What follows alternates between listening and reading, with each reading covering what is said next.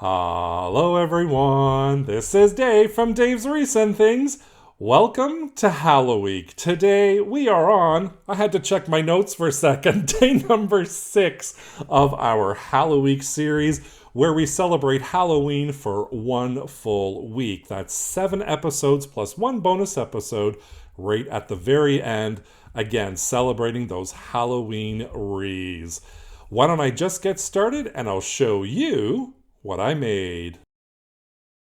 Today's wreath, I'm going to be using a 14-inch wire wreath frame, this 5.5-inch orange garland, this trick or treat ghost wooden sign, some 2.5-inch wired ribbon in 3 different patterns, pipe cleaners, cable ties, and I'm going to be using my regular crafting utensils to create this project today.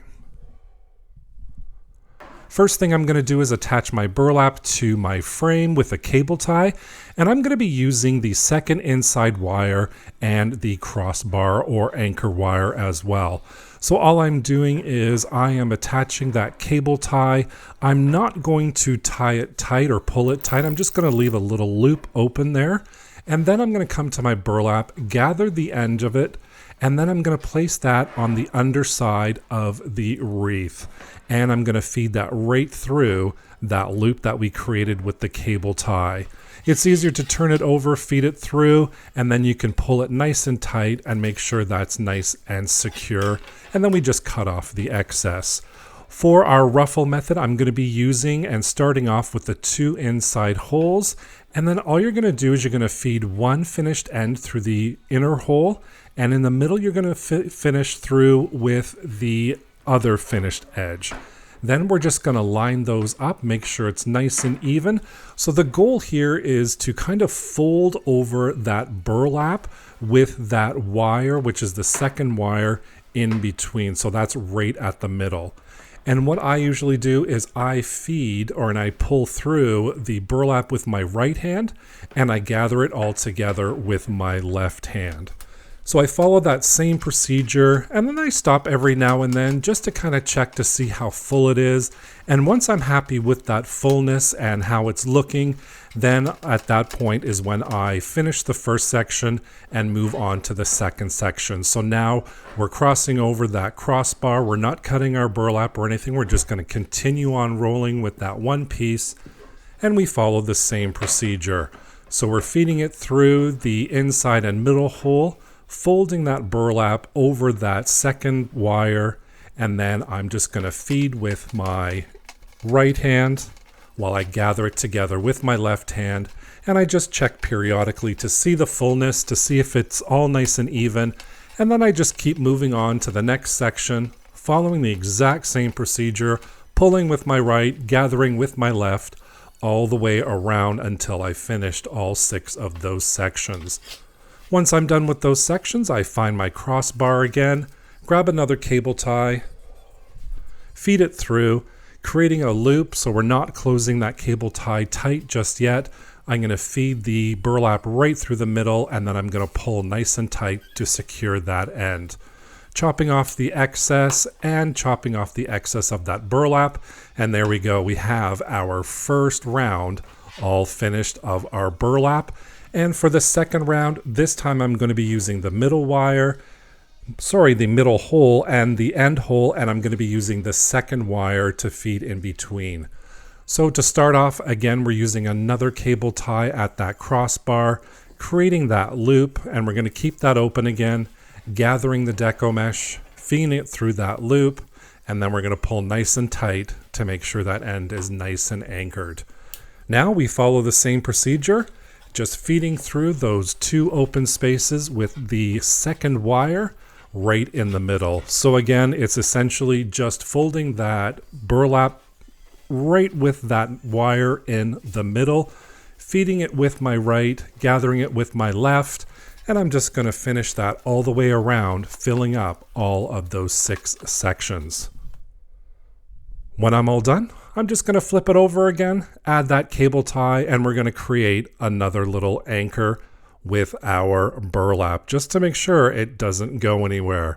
Feeding that burlap through, tightening that cable tie, and then cutting the excess off of the cable tie, and that beautiful orange burlap.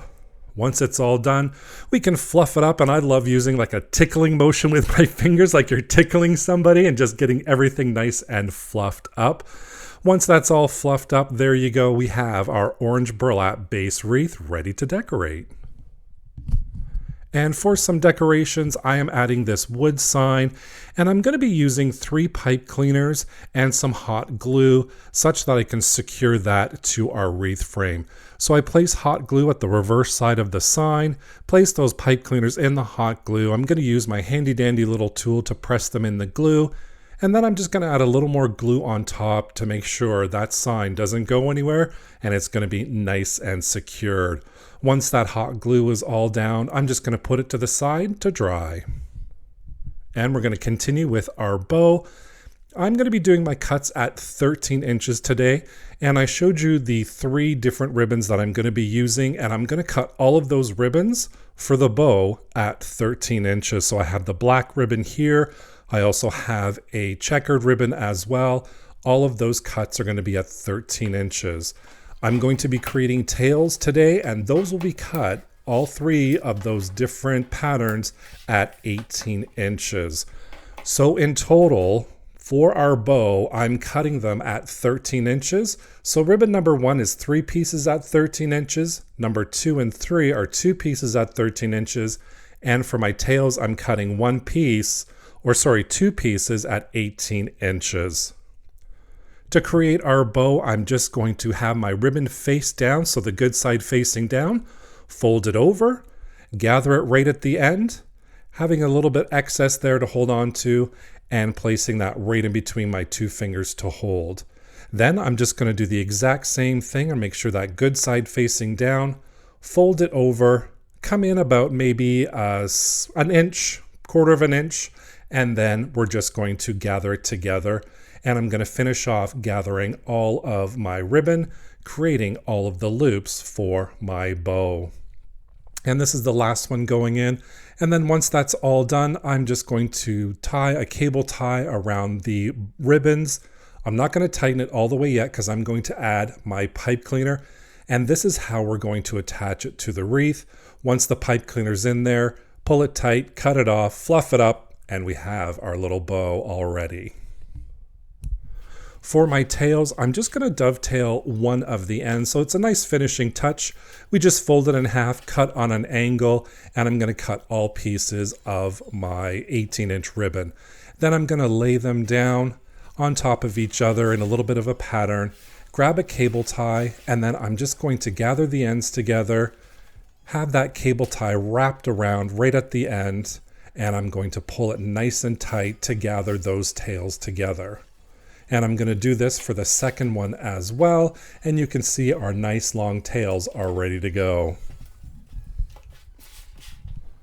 Once that's all done, I'm going to bring back my base wreath, and we're going to attach my sign on there. I'm just going to feed through the pipe cleaners right to the back, twisting them around the wire, and I'm going to check the front every now and then to make sure it's secured and centered. As you can see, I had to change mine a little bit, and that's totally fine. You can totally do that.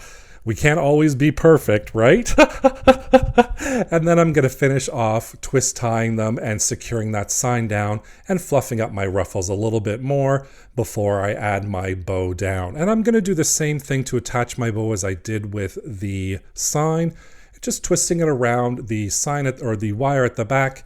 And then we're just going to cut off that excess pipe cleaners, and our bow's attached, and we're going to, of course, fluff up that bow. And of course, fluffing up the ruffles too. Now it's time for those tails, and all I'm going to do is add a whole bunch of hot glue right at the ends where the cable ties are, and I'm going to attach that right underneath the bow so that glue and that attachment is hidden. I'm going to do that on one side. I'm also going to do the exact same procedure on the other side with the hot glue, folding it underneath and just really pressing it in there. Once the glue's dried, I decided I wanted the tails to have kind of a little bit of a curve or a wave to them, and I'm actually hot gluing that right to the wreath. I'm kind of figuring out where I want my little waves to go. Now, I'm not putting a lot of hot glue. This is just a small dab of hot glue. You don't want to put too much on ribbon because it kind of shows through sometimes. And then I'm going to finish off the exact same thing on the other side, adding those waves of ribbons on the other side as well. Once that's all dry, our orange burlap trick-or-treat ghost wreath is all complete with our long tails, our big beautiful bow with those 3 different kinds of fabric, and of course, our little cute ghost saying trick or treat. Here it is hanging on my door, and I cannot help but smile because that orange burlap is so bright. I love the sign. I love the ribbon that we used for our bow, and I hope you enjoyed it as well. Thank you for joining me on day number 6 of Hallo-week. Don't forget to click the playlist right down below for all the other videos. Thank you so much for watching today. Don't forget to subscribe and hit that notification bell so you can be notified whenever I upload a new video. Thank you so much for watching. Take care. Bye for now.